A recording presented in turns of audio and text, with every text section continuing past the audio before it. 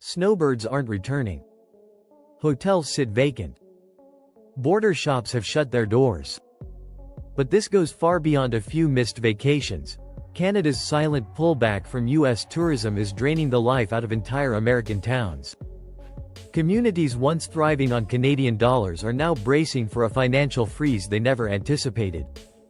Some states are losing billions, while others watch their ski lodges, golf courses, and beach destinations fade into empty shells. So which state is taking the hardest hit, and could your hometown be next? Stick with us, because these are the 10 US states being hit hardest by Canada's quiet exodus. Number 10. Hawaii. The paradise is slipping, and fast. Hawaii, long the ultimate winter escape for thousands of Canadians, is watching its snowbird season disappear. Canadian bookings fell by 14% through mid-February 2025. That figure may sound small, until you realize how much Hawaii depends on international tourists. Hotels on Maui are operating at half capacity. Tour guides are struggling to fill bookings. Vacation rentals that used to be snapped up a year in advance are now sitting idle. Tourism accounts for nearly 20% of Hawaii's entire economy. When one key group pulls back, it creates a shockwave. Now picture that wave crashing into mom and pop stores, restaurants, and everyday workers who rely on that Canadian flow to get by. No advance notice. No safety net. Can Hawaii withstand the absence of its most reliable guests? Because in the islands, once the flights stop, the cracks start to show. Number 9. Texas. Texas has long been a favorite destination for Canadian travelers, and now it's paying the price. With its sunny cities and warm weather attractions, Texas has quietly lost over $1.4 billion in Canadian tourism revenue. This isn't a guess, it's a projection from the U.S. Travel Association if current trends persist. Think about it. Fewer Canadian travelers means emptier hotels, quieter restaurants, and less money circulating through cities like Dallas, San Antonio, and Houston.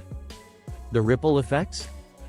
Already in motion, small businesses, seasonal jobs, even entire communities are feeling the pinch.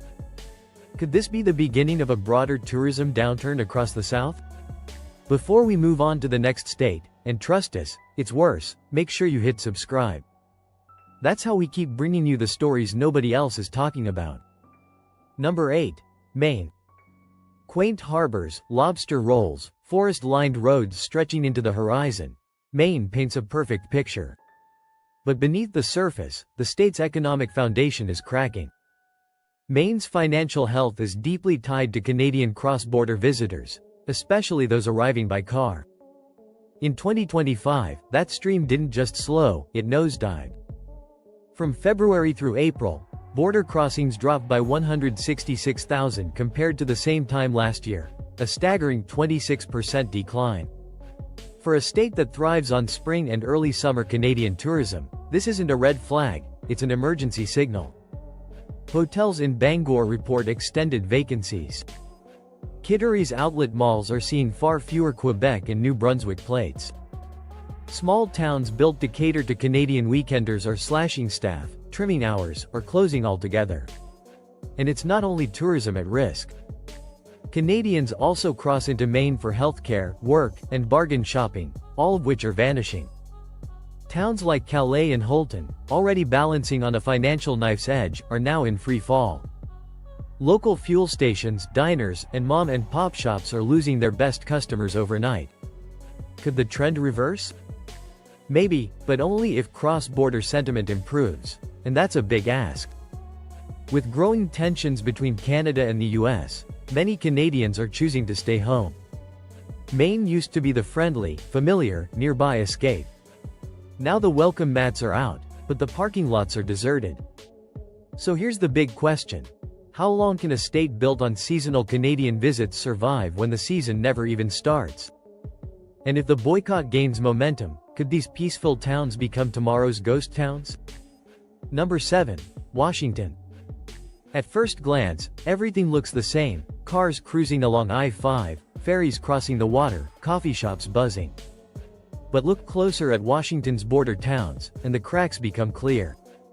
A quiet crisis is building, and it starts with a sharp drop in Canadian visitors. For decades, British Columbians flocked to Washington for quick getaways, shopping runs, gas refills, Seahawks games, and budget-friendly fun. But during Family Day weekend in 2025, the numbers told a different story. Peace Arch traffic dropped by 45%, Pacific Highway by 34%, and Sumas by 11%. These aren't just statistics, they translate to ghostly hotels, silent retail counters, and empty dining rooms. The hardest hit? Small towns like Blaine, Linden, and Bellingham, places where Canadian cash has kept the lights on for years. Picture this. When a third of your weekend visitors vanish, how do you keep your doors open? Retailers along I-5 report sharp declines in weekend revenue. Border-adjacent gas stations are losing hundreds of customers each week. Even tourist businesses near Mount Baker say rentals are down, ski passes aren't selling, and Snowbird bookings are drying up. Some are calling it a temporary dip. Others say it's a deeper trend, and a clear warning. Washington has long been a go-to for Canadians. But now, as tensions grow and sentiment shifts, it's no longer guaranteed they'll return. What happens if this continues? Could northern Washington towns go from bustling to boarded up? Before we dive into the next state, hit that subscribe button. It helps us keep exposing what mainstream outlets miss, because, as you'll soon see, this trend is only accelerating. Number 6. Michigan.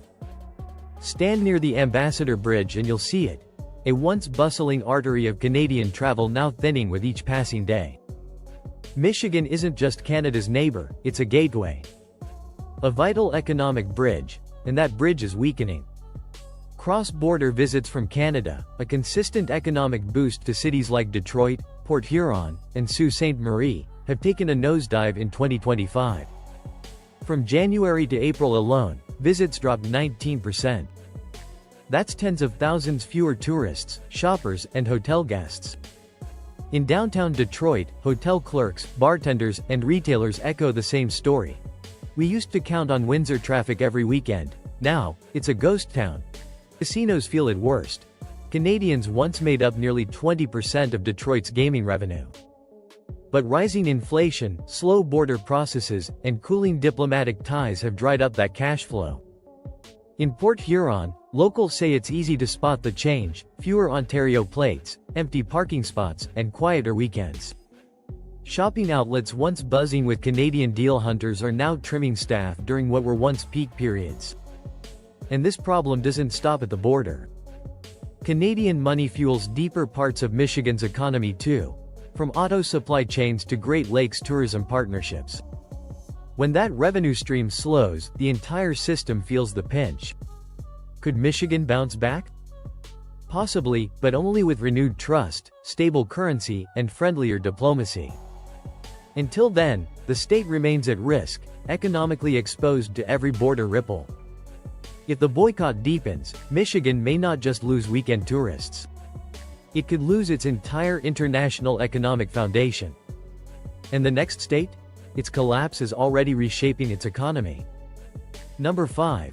Arizona. The golf greens are still manicured. The skies remain blue. But Arizona's resort towns are hearing something new: silence.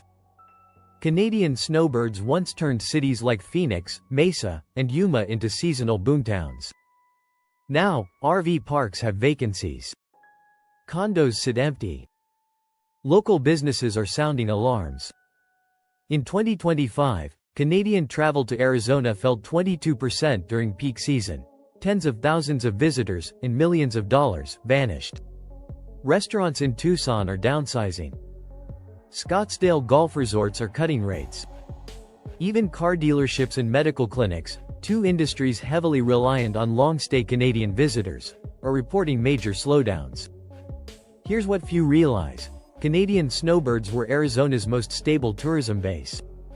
Unlike short-term tourists, they stayed longer, spent more, and supported the economy for months. Losing them? That's not a dip, it's a foundational blow.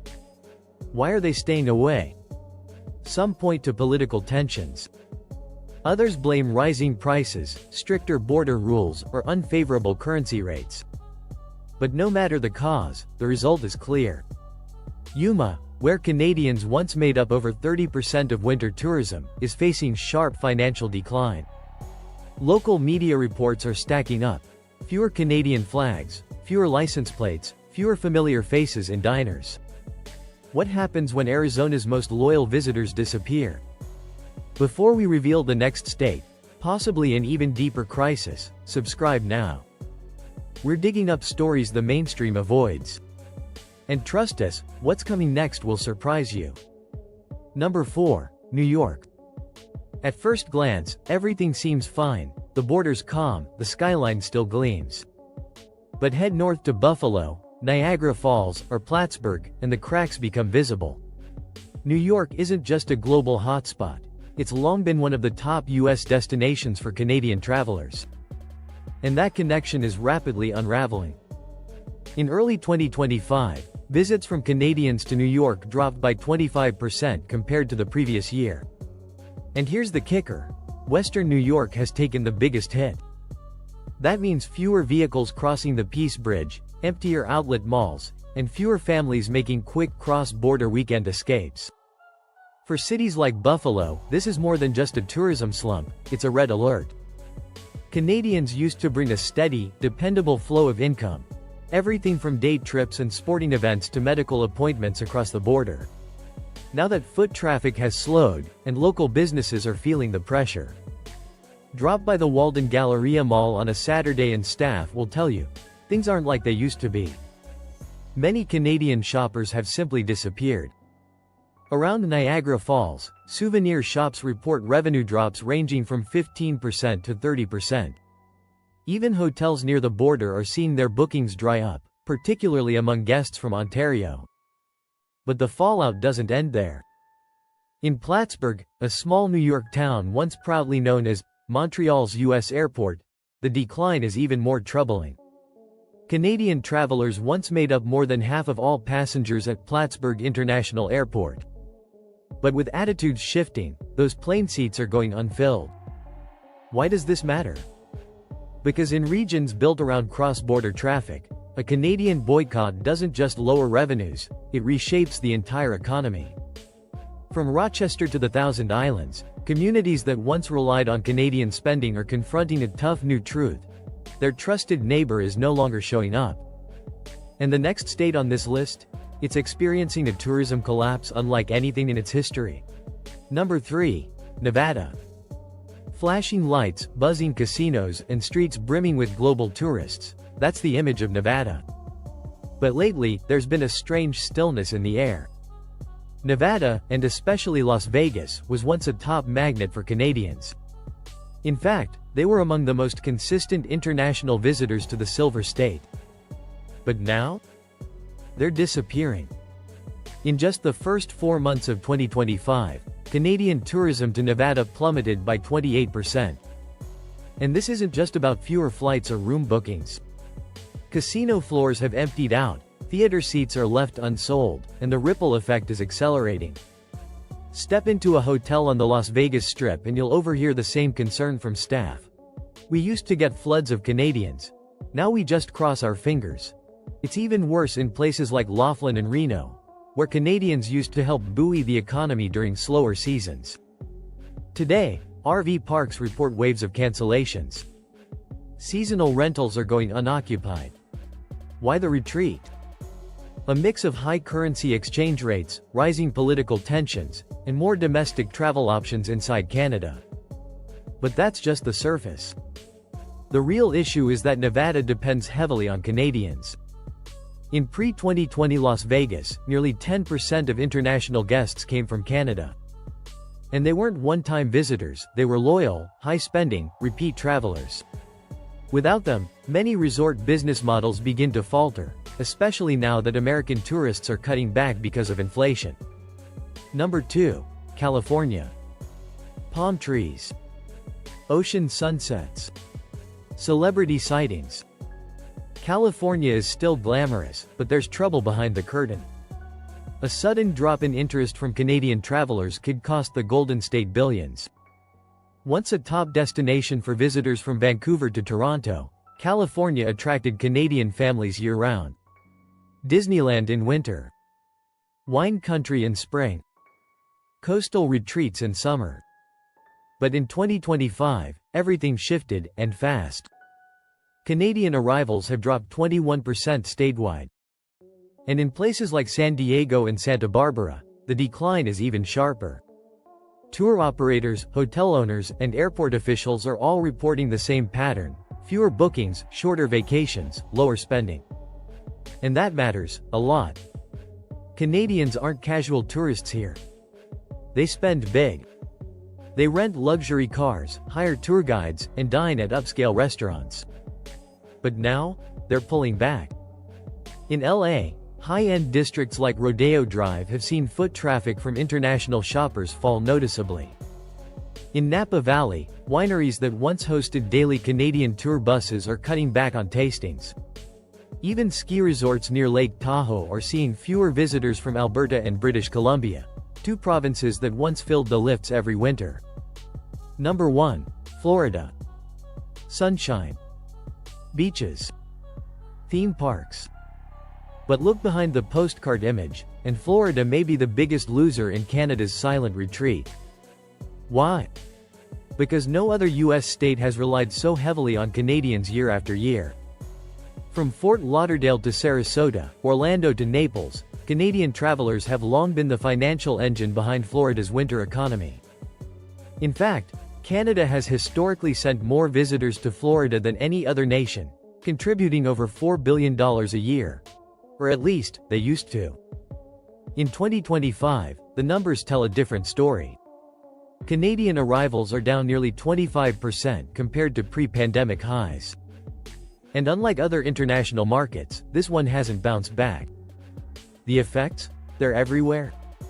Gulf Coast condos sit empty during what should be peak season. RV parks and golf courses are seeing some of the worst booking rates in years. Even Orlando's famous attractions are noticing the change, not just in visitor numbers, but in how much guests are spending. Smaller local businesses, restaurants, rental companies, budget motels, are all either downsizing or closing entirely. Some of this is due to money.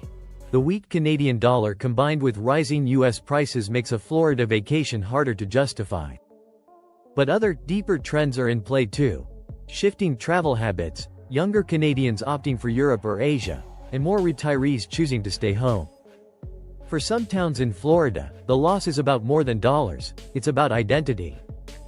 Entire communities, from real estate agents to cafe owners, were built on one assumption: Canada always comes back. But what if that era is over? Because this isn't just a bad season, it's a reality check. And Florida, once the crown jewel of global tourism, is being forced to learn what happens when your most reliable visitors stop showing up. This list isn't just statistics, it's a siren. When international ties break down, the fallout strikes local jobs, families, and entire economic systems. From Florida's vulnerable coastlines to Hawaii's remote beauty, the shockwaves from Canada's retreat are real and growing. If your state showed up here, it's time to start asking the hard questions about resilience, diversity in tourism, and what the future really holds. If this episode opened your eyes, make sure to like, share, and subscribe. That's what fuels our deep reporting and helps uncover the trends others ignore. Stay tuned, because the next wave might be even closer than you think.